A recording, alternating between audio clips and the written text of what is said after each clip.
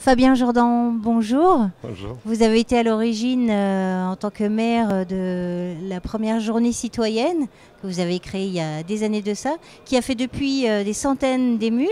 Quel était le sens pour vous à créer cette journée? Est-ce qu'on parle de citoyenneté, de civisme, de l'intérêt général? On parle un peu de tout ça, on parle surtout de retour aux valeurs.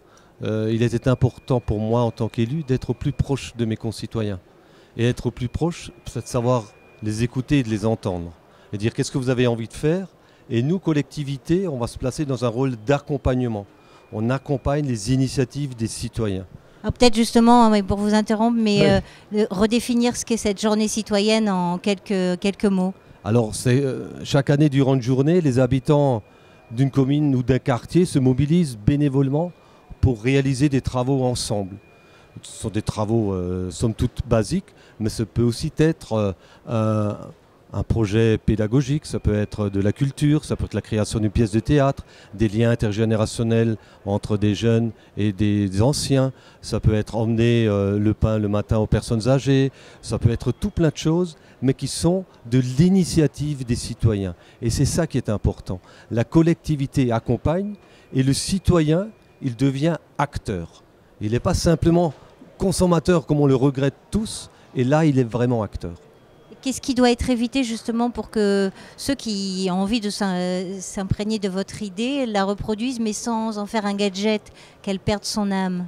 Alors on a une charte qu'on demande à tous les organisateurs de respecter, et cette charte est assez simple. Ça être dans l'écoute et être dans l'accompagnement. Et à partir de là, il y a toute cette énergie positive qui est présente non seulement chez les citoyens, mais auprès des entreprises, auprès des agents municipaux, qui tous ensemble vont créer ces journées citoyennes et faire avancer le territoire, leur commune, leur quartier, leur immeuble, pour créer des liens entre les gens. Vous savez, moi je dis très souvent, on n'a jamais eu autant de moyens de communication qu'aujourd'hui. On a les tweets, on a les mails, on a les SMS, on doit répondre dans la seconde, vous le savez bien, mais on a tout juste oublié de se parler. On n'est plus sur ces valeurs qui font que la population se rapproche. On n'est plus sur ce sentiment d'appartenance, de fierté d'appartenir.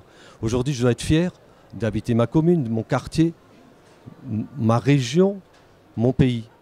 Et la journée citoyenne, c'est tout simplement revenir à ces valeurs. Et est-ce que ça change quelque chose pour vous dans la conduite de la commune, dans la conduite des politiques menées? Est-ce qu'il y a une adhésion plus facile? Est-ce que ça apaise des tensions éventuelles?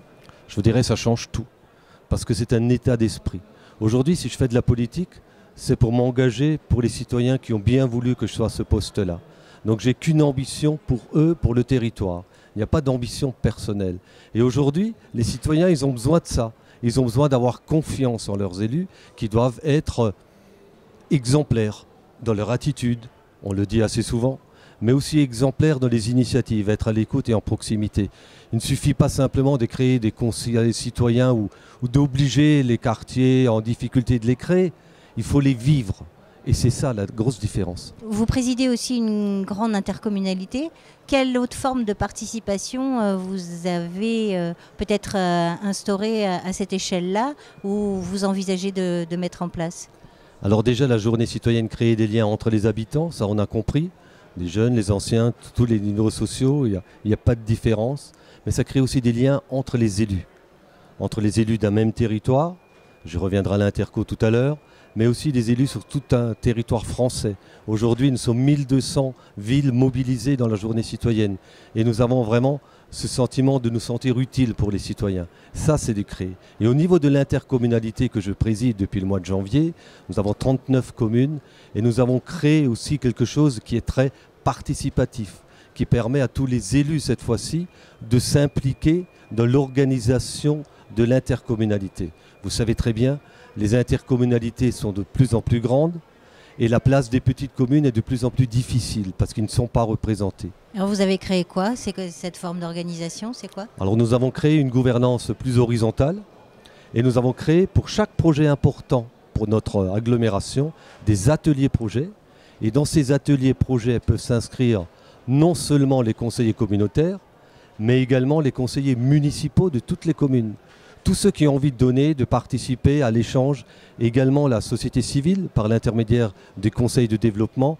Et du coup, ça crée toute une dynamique qui fait avancer tout notre territoire.